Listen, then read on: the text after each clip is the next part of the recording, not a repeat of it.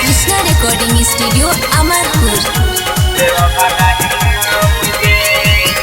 छोड़ के तू काहे गईले बोला सनम गे,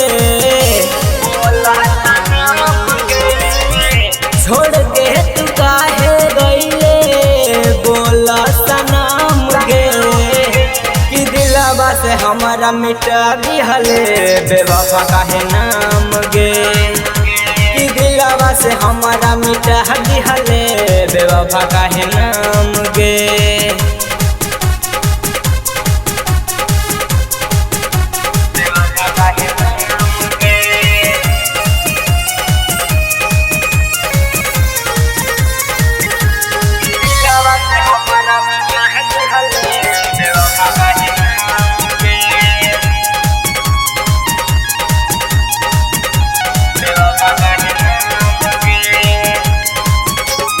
सोचले न रहनी बदल जाइबे तना, छोड़बे हमर साथ गे,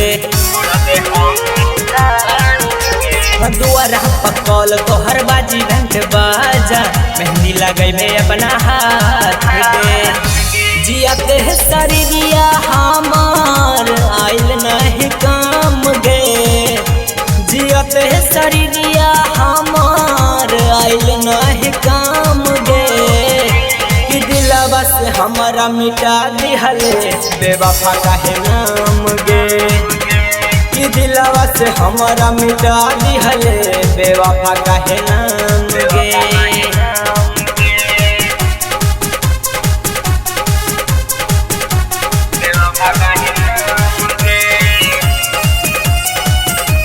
कृष्णा रिकॉर्डिंग स्टूडियो अमरपुर।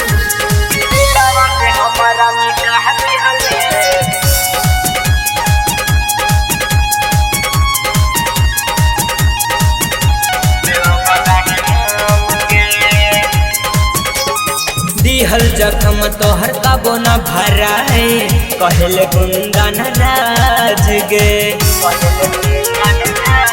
हाँ हाँ सोचल सपनावा माटी में मिलैले, रखले नाही लाज गे, सिंपल के काहे जानू भइले परान गे, कृष्णा के काहे जानू भइले परान गे, कि दिलवा से हमारा मिटा दिहले बेवफा काहे नाम गे, कि दिलवा से हमारा मिटा दिहले बेवफा काहे नाम गे।